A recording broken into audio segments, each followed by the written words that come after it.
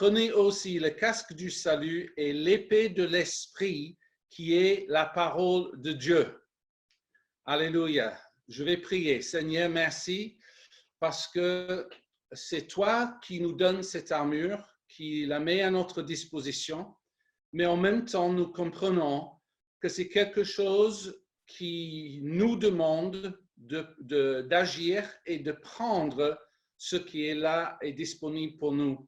Donc, ma prière, Seigneur, que ces messages ne restent pas théoriques, mais qu'en fait, chacun comprenne comment justement mettre l'armure, se servir de cela et surtout pour aujourd'hui, se servir de l'épée de l'esprit. Alléluia. Alors, la semaine dernière, vous savez très bien, j'ai parlé du casque du salut, je ne fais pas vraiment de résumé, mais ce que je veux dire simplement, c'est vous rappeler un mot de la semaine dernière, ce mot sotérias qui est notre salut.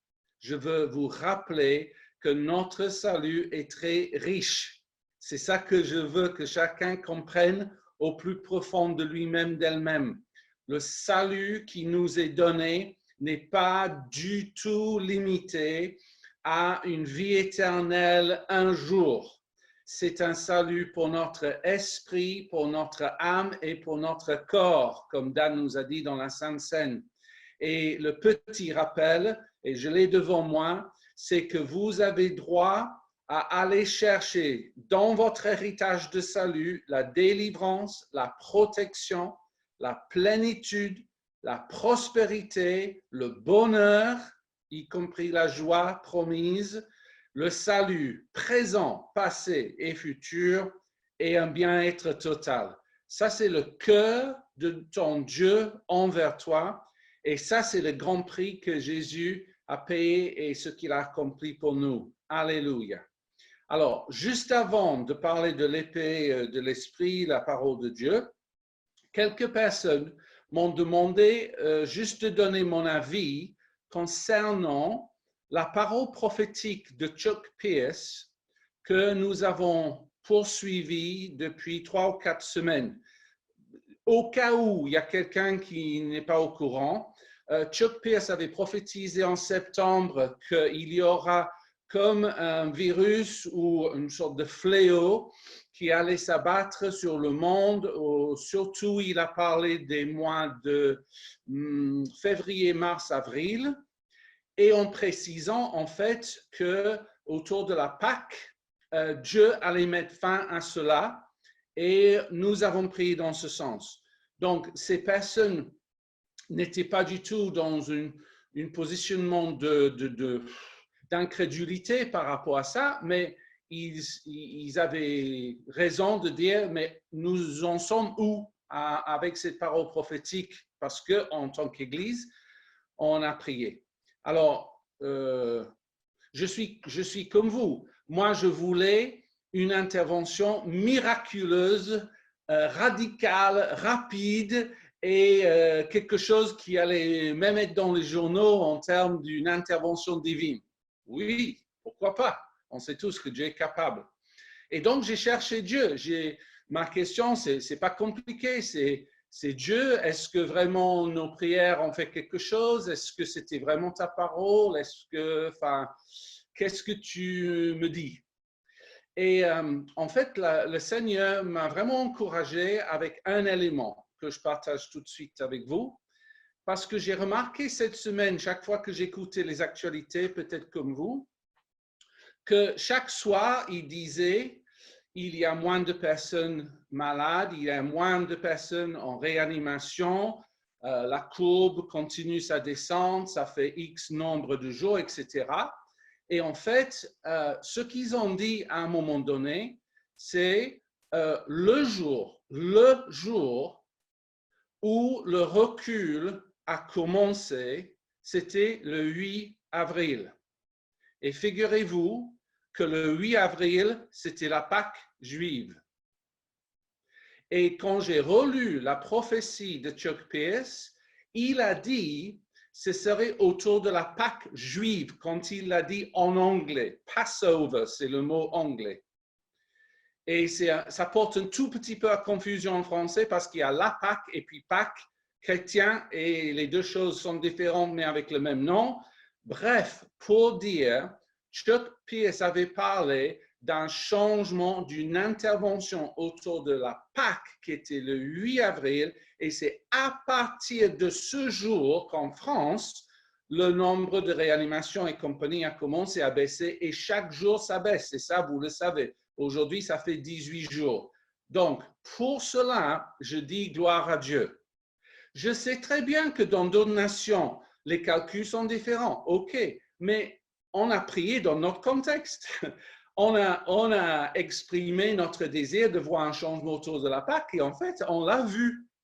Et pas aussi radicalement qu'on le souhaitait. Je ne fais pas semblant, mais je dis, je suis encouragé. Et de là, je veux vraiment vous exhorter à prier pour quelque chose de précis. S'il vous plaît, dans les cellules de prière, vous tous, parce que vous êtes aussi au courant qu'il y a une assez grande crainte qui est exprimée dans les médias et ailleurs, et c'est cette fameuse deuxième vague. On nous dit, attention, si on fait ceci, cela et l'autre, danger, risque de deuxième vague.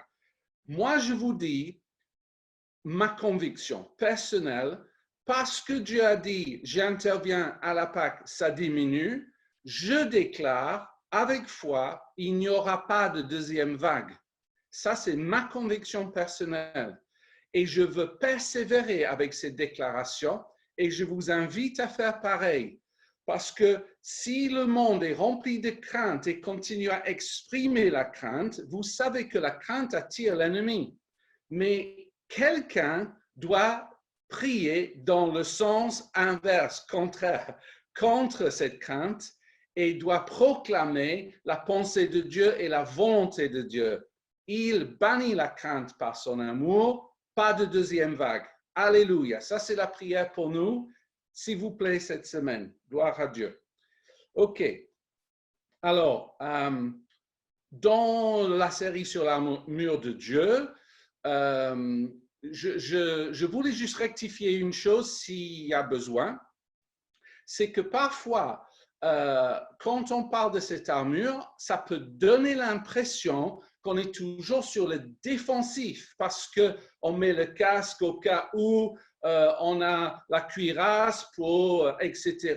Et puis le bouclier contre les traits enflammés. Tout cela peut donner l'impression c'est l'ennemi qui nous attaque et puis nous, on se défend et puis tout ce qu'on essaye de faire, c'est juste de garder le terrain qu'on a. Ça, c'est archi faux et c'est le contraire de ce que je veux communiquer. Donc, je veux clairement exprimer ceci. L'armure de Dieu nous est donnée parce que Dieu veut que nous avancions. C'est pour avancer et pour vaincre quand nous avançons. Jésus l'a bien dit, je bâtirai mon église et les portes des séjours démons ne prévaudront pas contre elle. Bon, et tout le monde sait, on ne jette pas les portes sont là parce que l'ennemi essaye de se protéger, mais nous avançons pour le vaincre. Et je pense que vous tous qui avez entendu des enseignements sur l'armure de Dieu, vous savez aussi, il n'y a aucune pièce d'armure pour le dos. Et ce message est connu, ça c'est parce que on est censé toujours avancer. C'est jamais dans la pensée de Dieu que l'Église fuit, tourne le dos à l'ennemi et court. Non, pas du tout. La Bible est claire. Vous résistez au diable et c'est lui qui fuira loin de vous. Donc ça, c'est la mentalité que je veux communiquer. Et gloire à Dieu, aujourd'hui, on a une vraie arme, on a l'épée de l'esprit, la parole de Dieu. Et maintenant, on y va dans le détail de cela. OK? Donc, je pose d'abord un fondement. Quand Paul dit que cette épée est la parole de Dieu, encore une fois, vous êtes au courant, je sais qu'il y a dans la Bible surtout deux mots pour la parole. Il y a le logos et il y a le rhéma. Le logos, c'est donc la parole écrite, pour simplifier, on va dire la Bible, mais le rhéma, c'est une parole inspirée ponctuel qu'on va dire, qu'on va déclarer dans un moment précis. Ça, c'est le réma. Et dans le passage, dans le verset 17, Paul ne dit pas que la parole de Dieu, Logos, la Bible, est notre épée. Et je dois vous dire que dans le passé, moi-même, j'avais tendance à prendre ma Bible et à dire, voilà, j'ai mon épée avec moi. Mais en fait, ça, c'est pas... Tu dois couper Dan parce qu'elle fait du bruit. Là, Laurent, je compte sur toi pour couper. Madame Ta, oui, merci. Pardon, excusez-moi. Non, tu l'as remis. Voilà, c'est bon. Oui, j'ai coupé. Je continue. Et parce qu'en fait, cherchez juste à comprendre, Paul dit, non, non, non, non. L'épée que Dieu vous donne, ce n'est pas toute la Bible dans le sens d'un livre. Ce n'est pas ça ton épée. Ça va être une parole précise, un réma. Ça va être ton épée qui va vraiment faire des dégâts à l'ennemi. Alors, vous me permettez, je vais revenir vers la notion de réma dans quelques instants. Mais je veux poser une deuxième fondement parce que Paul dit très bien, vous avez lu, et qu'on doit prendre l'épée de l'esprit qui est la parole de Dieu. Ça veut dire concrètement, c'est un partenariat. Je ne veux pas que vous pensiez que vous êtes dans un combat seul. Vous êtes avec quelqu'un de divin en vous, source d'inspiration et qui veut votre victoire. Ça veut dire que le partenariat, c'est entre toi et le Saint-Esprit. C'est l'épée de l'Esprit, dans le sens où littéralement, pour moi, le Saint-Esprit veut vous donner des paroles qu'il vous faut pour des situations précises. Ton rôle, c'est double. C'est d'abord, tu dois lire le Logos, qui est toute la parole de Dieu, pour que tu saches quelle est la volonté de Dieu, la vie, la pensée de Dieu. Ça, oui. Parce que le Saint-Esprit, après, il veut prendre des éléments de vérité que tu connais, que tu as déjà lus, et il veut te les rappeler. Ça, c'est quelque chose que Jésus avait promis.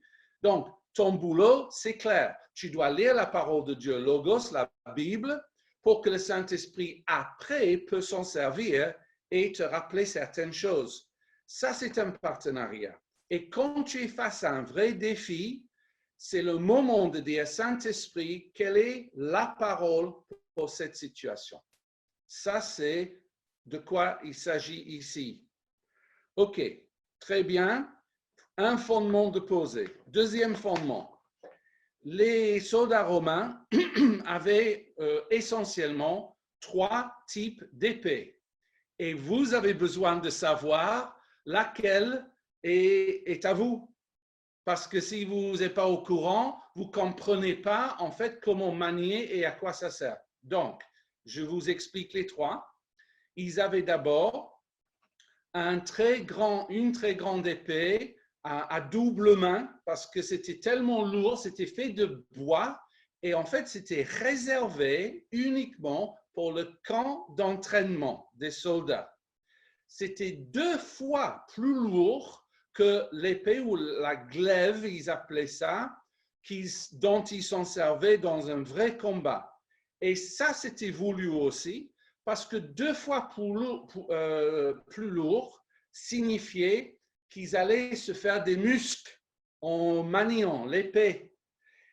Et après, leur épée ou glaive allait sembler plus léger, forcément, en comparaison. C'était aussi bien sûr pour les former au combat et pour qu'ils exercent et qu'ils apprennent comment manipuler l'épée. Donc ça était réservé pour le camp d'entraînement. Et ça, ce n'est pas le mot qui est utilisé pour nous. Donc après, deuxièmement, il y avait ce que j'ai appelé la glaive, qui est une sorte d'épée longue, pour dire. Et ça, par contre, les soldats pouvaient s'en servir. Parce que c'est une épée longue, c'était utilisé surtout dans un premier contact avec l'ennemi, avec un peu de distance. Vous imaginez, vous avez l'épée, vous faites le geste. C'était, en fait, dans la pensée romaine du moins, c'était plus pour blesser ou affaiblir. Ils ne pensaient pas forcément tuer et c'était pour avoir un premier avantage. Ils s'en servaient. Mais de nouveau, Paul ne se servait pas de ce mot-là non plus. C'était le troisième type d'épée qu'on appelle en grec, bon, je vais le dire, machira. C'est pas important de savoir l'écrire, hein, mais pour les quelques-uns qui veulent savoir, M-A-C-H-A-I-R-A, mais c'est prononcé comme un peu à l'espagnol, hein, machira. Et cette épée-là, en fait, c'était plus comme une dague pour poignarder. Ce n'était pas une épée longue et c'était surtout pour le combat au corps à corps. Et ça, c'est le mot utilisé ici quand Paul dit, c'est ça que Dieu vous donne. Donc, vous devez comprendre, c'est pour un combat de proximité. C'est quand tu es dans une vraie crise, urgence ou une opposition et tu as l'impression que tu es défié par l'ennemi et que dans ce sens, il est proche. Là, Dieu veut que tu sortes la dague. OK? Alors, je suis très sérieux maintenant en ce que je vais vous dire. Si vous êtes de nature sensible, avertissement, n'écoutez pas pendant 3 minutes parce que je vais devoir vous expliquer pourquoi la dague faisait très peur aux ennemis des Romains. Et je dois entrer dans un peu de détails. Donc, si je vois ça sur l'écran, je comprends. Vous ne voulez pas savoir, c'est un peu trop. C'est un tout petit peu détaillé, mais voilà, je me suis excusé d'avance. OK, on y va. Alors, déjà, c'était à double tranchant, aiguisé comme un rasoir. Et aussi, la pointe de la dague était souvent tournée vers le haut, ou sinon même, c'était un peu, je pense qu'on peut dire, torsadé, un peu comme un tire-bouchon, enfin pas autant, mais le but étant, en fait, que les soldats étaient formés pour poignarder avec. Ce n'était pas pour faire des coups longs, c'était vraiment le geste et leur formation leur disait, vous devez faire pénétrer la pointe jusqu'à minimum 2 cm dans le corps de l'ennemi. Mais quand vous le faites et vous avez cette pénétration, vous retournez ou vous tournez la dague exprès pour faire le maximum de dégâts à l'intérieur du corps. Et après, quand vous retirez, le plus souvent, la personne commençait à saigner à mort. Donc, les soldats romains, je vous ai dit, désolé pour le détail, hein, mais ils étaient tout à fait à l'aise de te poignarder dans l'estomac et de bien retourner la pointe parce qu'ils savaient si on touche les intestins, bah, t'es fini et ailleurs dans le corps. Donc, ils étaient vraiment formés dans un but de tuer avec, pas de blesser et pas de t'affaiblir, tuer carrément. Et parce que ceci était connu dans l'Empire romain et au-delà, je vous promets, à l'époque, les gens avaient peur de cette arme machira parce qu'ils connaissaient et c'était connu les dégâts que ça pourrait faire. Alors, j'ai dit tout ça pour dire ceci. Notre ennemi, votre ennemi, il a trop peur d'être poignardé par l'épée de l'esprit. Il a très peur. Il a la même peur que l'ennemi des Romains avait à l'époque. Parce que tu dois croire que quand tu reçois une parole de Dieu qui est vraiment né de l'Esprit de Dieu et que tu reprends l'ennemi en disant non parce qu'il est écrit, tu n'imagines pas aujourd'hui la peur, la crainte que ça produit chez l'ennemi. C'est pour ça que la Bible dit le diable fuit. Et le mot qui est utilisé pour fuir, c'est vraiment fuir, paniquer. C'est vraiment je n'en peux plus, je ne peux pas écouter cela, je dois m'éloigner immédiatement. Alors, l'exemple biblique classique que vous connaissez tous, et je n'entre pas dans le détail du tout, c'est Jésus et sa tentation directement face au diable, Luc 4, Matthieu 4, où il a suffi que Jésus poignarde le diable à 3 reprises et c'était fini.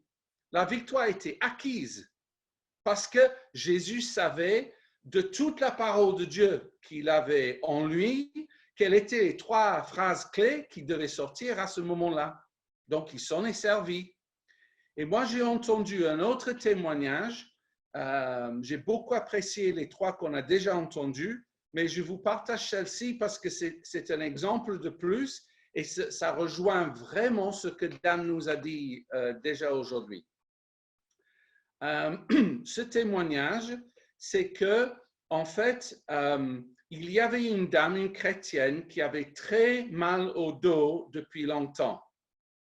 Et un jour, elle est allée devant le Seigneur avec ça, en lui disant, plus ou moins, Seigneur, je sais que par tes meurtrissures, je suis guéri. J'ai compris qu'à la croix, tu as payé le prix pour ça, comme Dan nous a dit ce matin.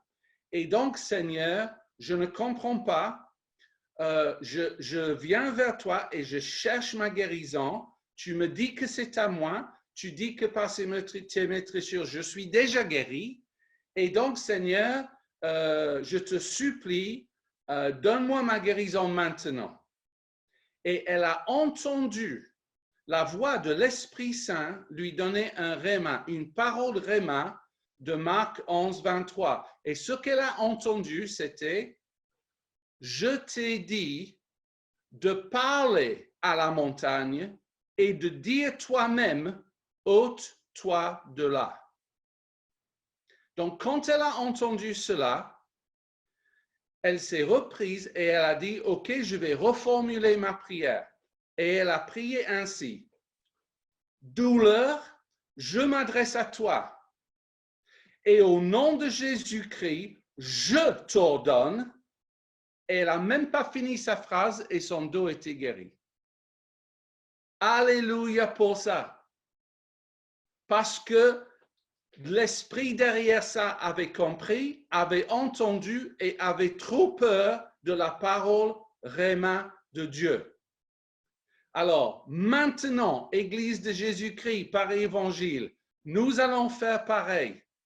Si vous avez une douleur dans votre corps, tu vas prendre autorité toi-même et tu vas ordonner à cette montagne de douleur de partir et tu vas dire « ôte-toi de là ». Et les autres, si vous n'avez pas mal dans votre corps, alléluia, mais vous allez prier pour les autres maintenant. On va tous prier chez nous. Et ce qu'on va faire, c'est qu'on va prier pour la santé du corps de Christ. Dan nous l'a dit clairement, ça fait partie de notre héritage.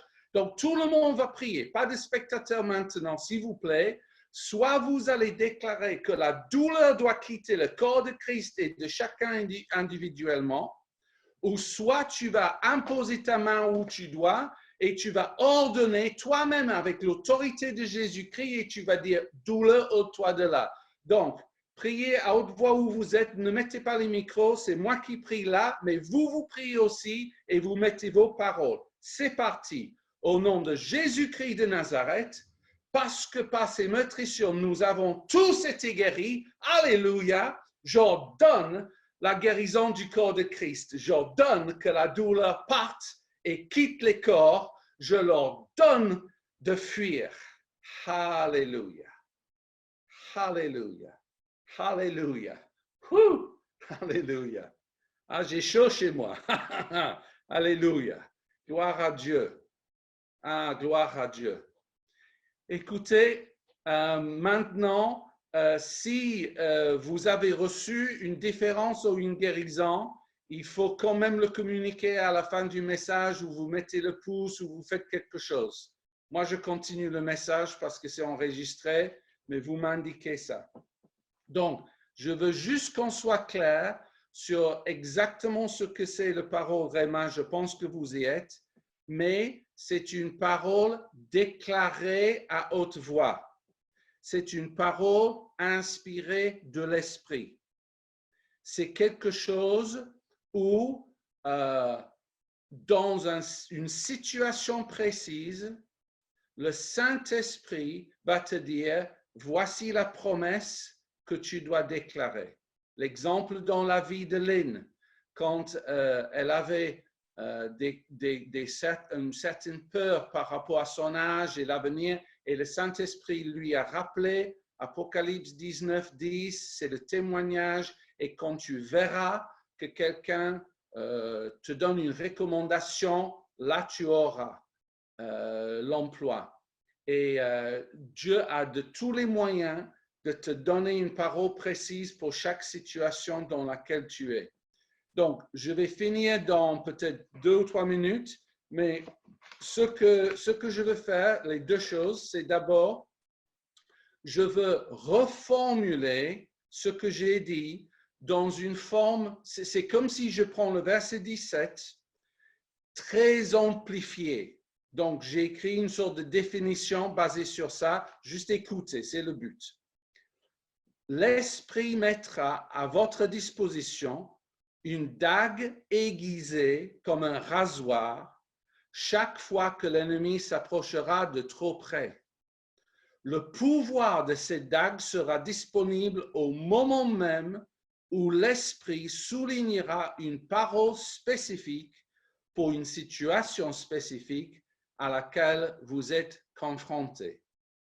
Ça, c'est la puissance de cette arme que l'Esprit Saint vous donne aujourd'hui et pour l'avenir.